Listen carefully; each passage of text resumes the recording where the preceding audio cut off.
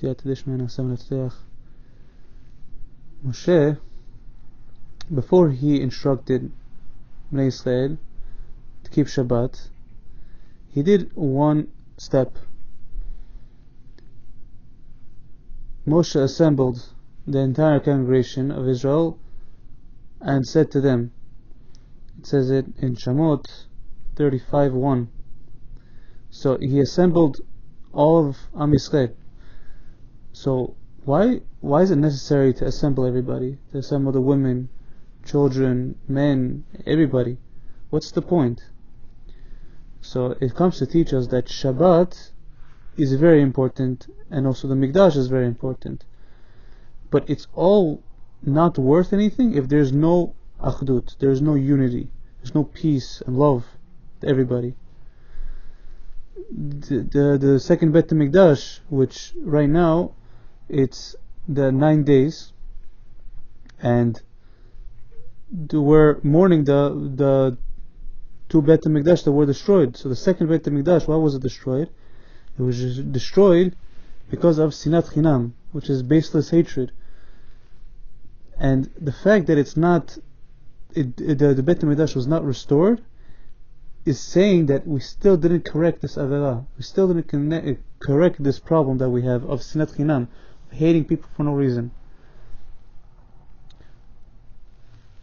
So Moshe had to unify everybody before he could tell them anything about Shabbat.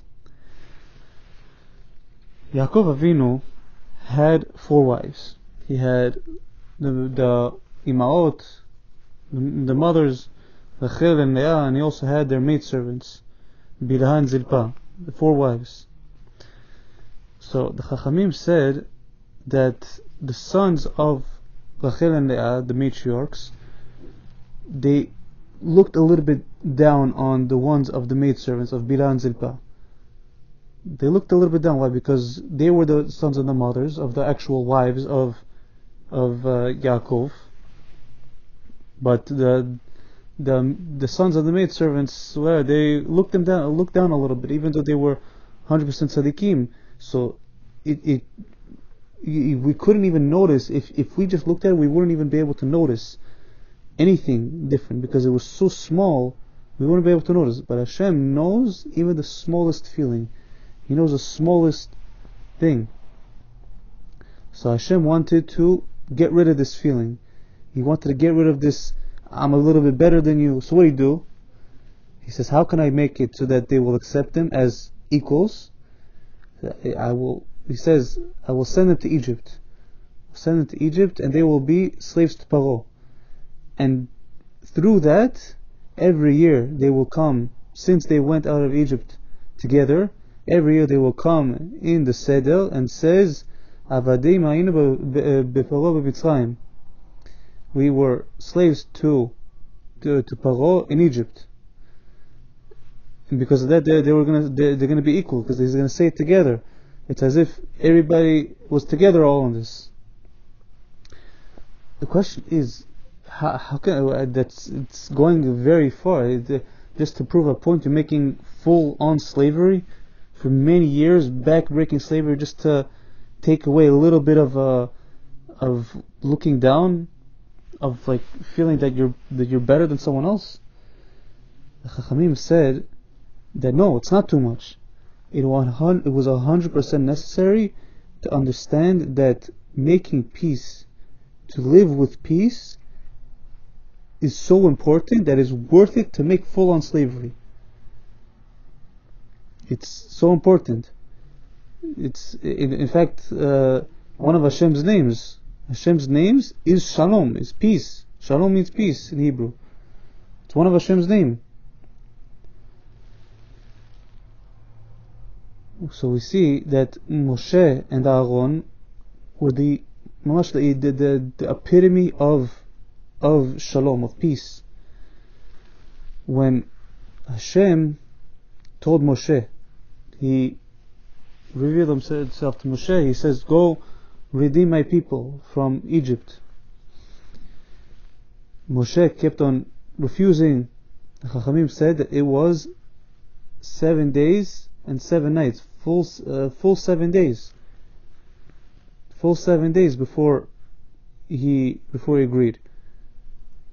For 7 full days, the Jews were still suffering and they were still in slavery, and Moshe was still saying no, no, no. He was still rejecting.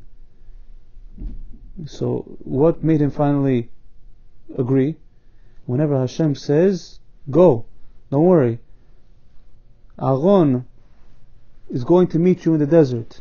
Don't ask him more questions. Aaron is going to come to meet you, and he will be happy to see you in his heart. He will be happy. How did this finally convince Moshe to go? We could see that we finally have the reason of why Moshe didn't want to go in the first place. They always refused, and then he finally let on. Because Moshe understood that if suddenly he came to Egypt and he says, hi, I'm here to redeem everybody, what might happen? Chas v'shalom, Aaron, his brother, his older brother, and he might be a little bit offended, a little bit jealous, even though that Aaron is on a very high level. The jealousy that we're thinking, he's not going to feel the jealousy, but still, it might be a small little bit of like sadness, a little bit of, it's a little bit of jealousy. It was enough for this little bit of jealousy, a little bit of this. I don't want to make my brother feel bad, or anybody feel bad. That it was enough for Moshe to say, I'm sorry, I don't want it. Only until then, until Hashem says, don't worry, go, Aaron will meet you, and not only that, he will be happy in his heart. So Moshe understood that the entire redemption from Egypt, the entire Geulah, the entire thing of freeing Am Yisrael is not worth it if on the way he's gonna hurt someone, he's gonna step on someone's toe. He says it's not worth it for my brother to get a little bit upset. It's not worth it. And because of that, because Moshe understood that, and the Geulah, the redemption, happened without hurting someone's feelings, to this day, in the Haggadah, we say, in every generation, a person is obligated to see as if he went out of Egypt. Why he? Because it happens to this day, every single day, every time, we have to feel as if we came out of Egypt. So because he didn't hurt Aaron's feelings, it lasted to this day. To this day, we're still leaving Egypt. Someone has to view himself as if he's leaving Egypt. So we have to understand that it's not simple. We have to be very, very careful not to hurt the feelings of another kosher Jew. Of another Jew, it's not simple. You can't just throw someone on the bus like that. You have to care about their feelings. Even for the Geulah, the biggest thing. In the Midrash, the Chachamim said that whenever Hashem said to Moshe, go to Egypt, whenever Hashem said it, it's split into two. Moshe heard, go to Egypt, while Aaron said, Aaron heard, go to meet Moshe in the desert. And whenever he says, and don't worry, he will be happy to see you, he will be happy in his heart. The Midrash says that that heart that was happy for his brother, for someone else's greatness, that heart is going to wear the Urim V'Turim. He's going to be the Kohen Gadol. So we could see from Aaron that he perfected, he exemplified the trait of peace, the trait of happiness with someone else's happiness.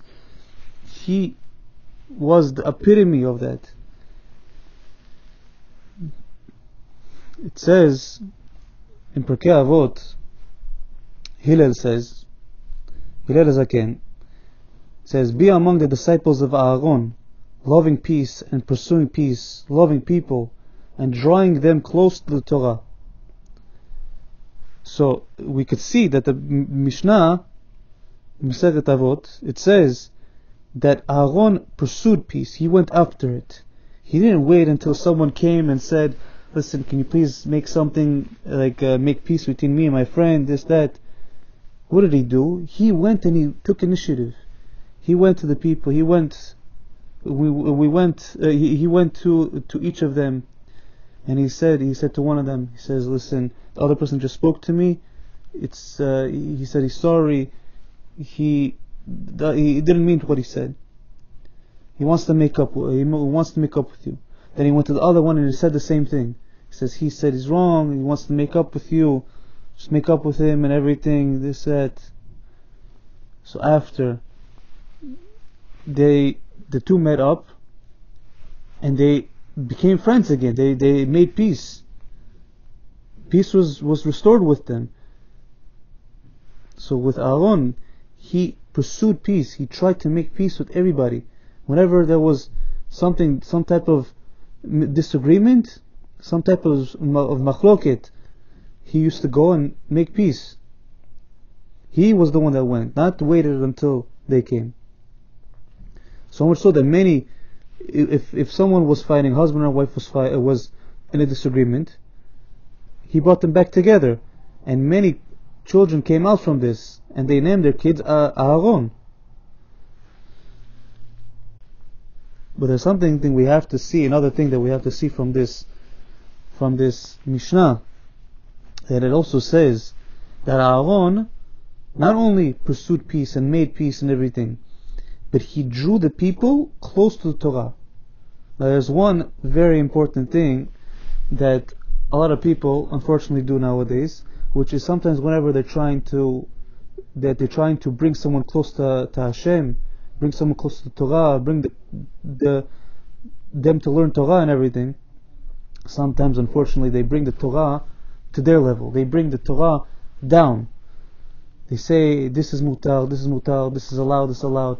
And whenever they say no, like this, someone has a problem, they say no, don't worry, this is allowed for you. We're going to bring the Torah down to you. It's a problem. Why? Because even for Aaron that he looked to make peace with everybody, he still knew Torah is Torah. You cannot bring down the Torah. So now, what zchut did the Jews have to receive the Torah? It says in Shemot 19:2, it says that Israel encamped there opposite the mountain, and Moshe ascended to God. So with the word encamped, it says Vayichan. Vayichan is encamped, but it doesn't say Vayachanu. It says Vayichan. It says it in the singular. It says it as if it was one person that camped over there. So Rashi says, he explains, it's like one person with one heart. Since everybody was together, there was so much achdut. Everybody was with one heart, one goal, to accept the Torah and to do Ratzon Hashem. They were in complete unity. So it was as if they had one heart, as if they were one person. That's why it says Vayichan. It was one person, as if one person camped over there. So once Hashem saw their achdut, He says, now is the right time to give it to them. Once they're together, this is the perfect time. So we see that it says that Israel camped. Now what do you do whenever you camp? Whenever you lay camp? Whenever you camp somewhere? So you could picture them. They were putting in the pegs for the tents. They were putting up the tents. They were putting everything in place. So you think about it, say, this is how you prepare for the Torah. This is such a mundane thing, such a thing that has nothing to do with Kedusha, you might seem. So Rav Eliyahu Dessler comes and explains. It says it's not that they were just putting up their tents. It's that they were putting up another person's tent. They saw that their friend needed help. They went and they put their friend's tent up. The friend saw that they needed help. They went to do their tent. So you see the brotherhood, you see the unity that they had over there. You could think that they were doing such a mundane thing of putting up the tents and everything.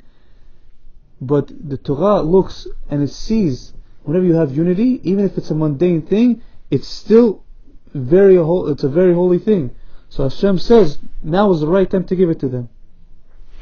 This teaches also how husband and wife can bring the Shekhinah into their house, and it must be like have their own Mishkan in their house. They have the Kohanim Gdolim, and they have the Kohanim over there, the kids. Whenever husband and wife, now they're together, but whenever they were single, they were always focusing on themselves.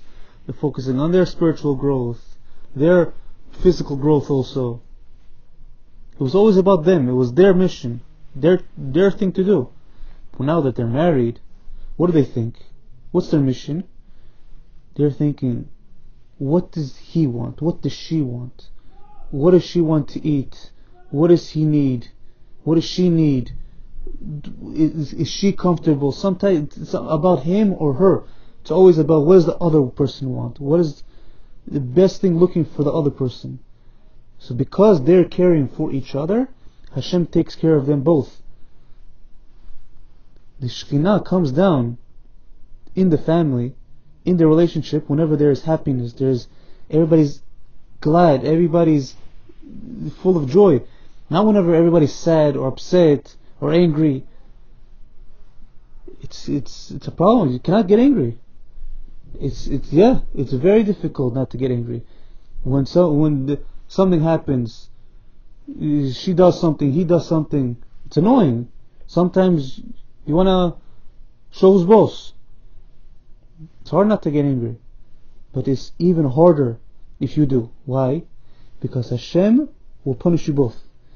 There will be no Shekhinah over there, and it will be Esh. It will be complete fire.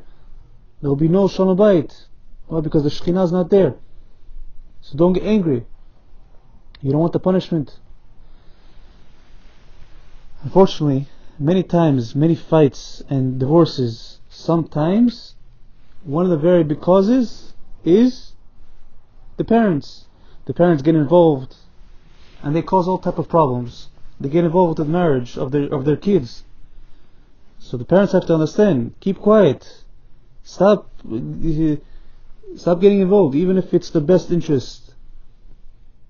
Because you ruin the marriages. And also for the kids that get married. You have to, of course you have to honor your parents. But you have to be able to keep enough of a distance to prevent problems from happening. If you live with your parents or some type of thing, they're gonna say, what is this? They're gonna start talking to you about this, maybe this, and then in the end it's gonna ruin the marriage. Keep a distance. Keep close enough to keep a relationship, but keep close enough distance so you can deal with your own problems. Parents shouldn't be involved. Now the Rambam comes and he gives instructions for the husband. This is in Halachot Ishut, chapter 15, Halakha 19. So he says, the sages commanded that a man should honor his wife more than himself and love her as himself. If he has money, he should spend more on her well-being according to his means. He continues, he says, he should not cast excessive fear on her, and his speech with her should be gentle. He should not be depressed or angry. Now, the Rambam gives also instructions for the woman. This is similarly, the sages commanded the woman to honor her husband highly, exceedingly, and revere him, have awe in him, and do all her deeds by his word. He should be in her eyes as a prince or a king. He should go according to his wish. She should go according to his wish and distance what he hates. Meaning, if he doesn't like something, don't bring him into the house. He should be like a king to her. Now, what is this also meaning? That a wife has to learn over time what the husband likes, what type of food he likes, how much salt, how much pepper he likes. Shouldn't come out too salty, too bland.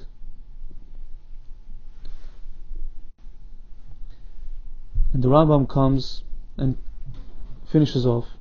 He says, this is the way of the holy pure daughters and sons of Israel in their marriage.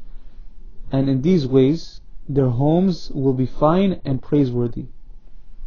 Now, you can see this from whenever the children are in the family, they see the parents talk with each other with respect, and they see that they're respecting each other, they love each other, they respect what one has to say, the other one has to say, one another.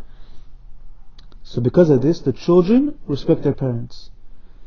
But unfortunately, if they see the opposite, the children will see that the parents don't respect each other. What's going to turn out?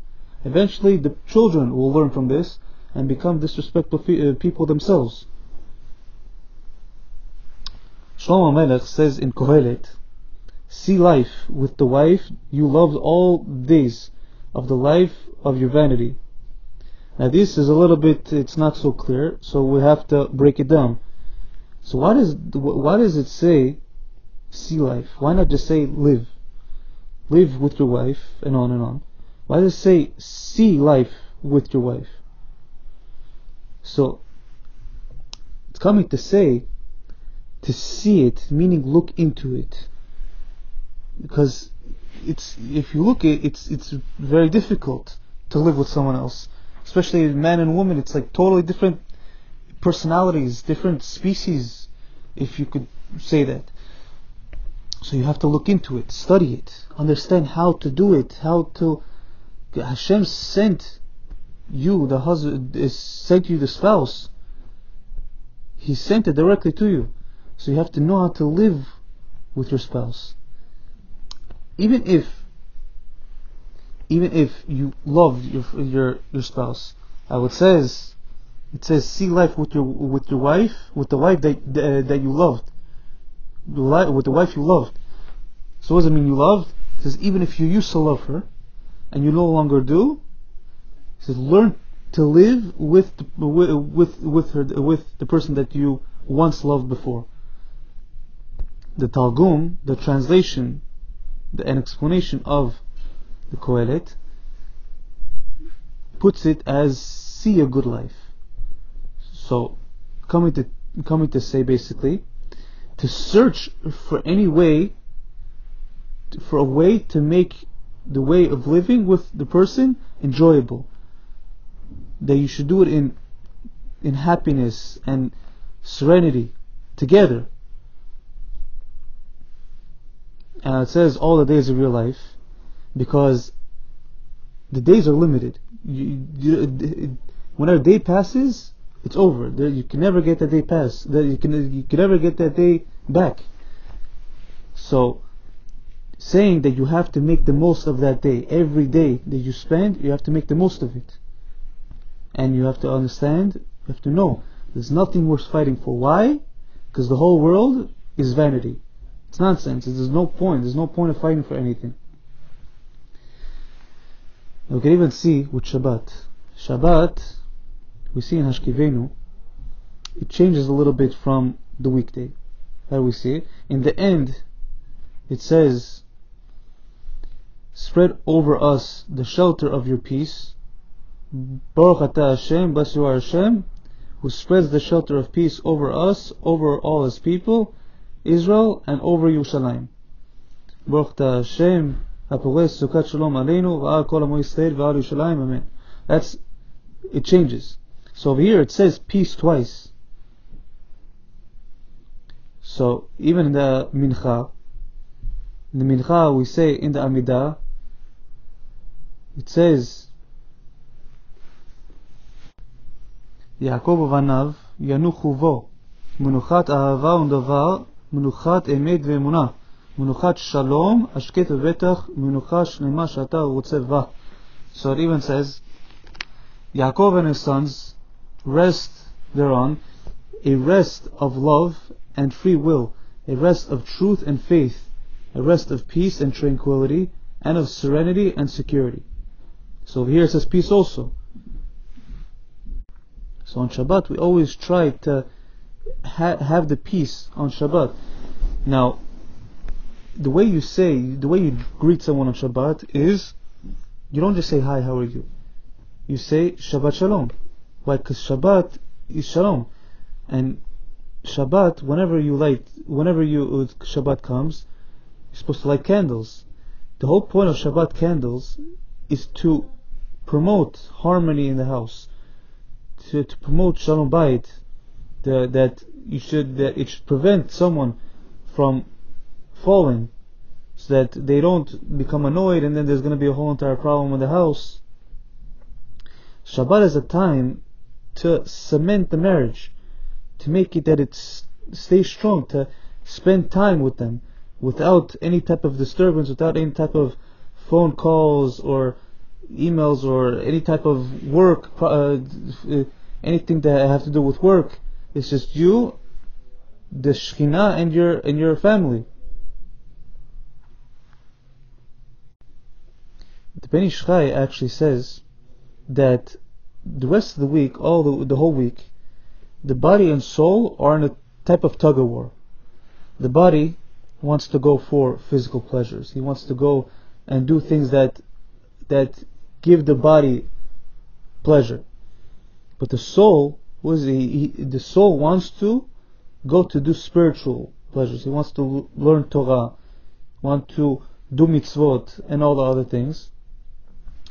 Listen, Shabbat comes and makes peace between both of them.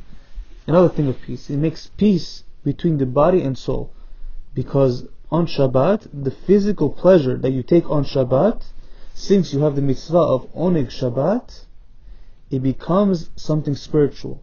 So both the body and the soul both get pleasure from it. B'ezrat Hashem, we will feel the Shabbat. We will have the peace of Shabbat. We have the peace in general, because as we saw, you have to have peace before you have anything else. The peace is the thing that makes it last. Before Moshe gave the commandment for Shabbat, he brought everybody together. He brought the peace. He brought the Achdut. B'ezrat Hashem, we're gonna increase Achdut, Am Yisrael. We're gonna bring the Shabbat closer with peace, Ahava, Shalom, Ve'reut. Amen. Ken Yeltsin.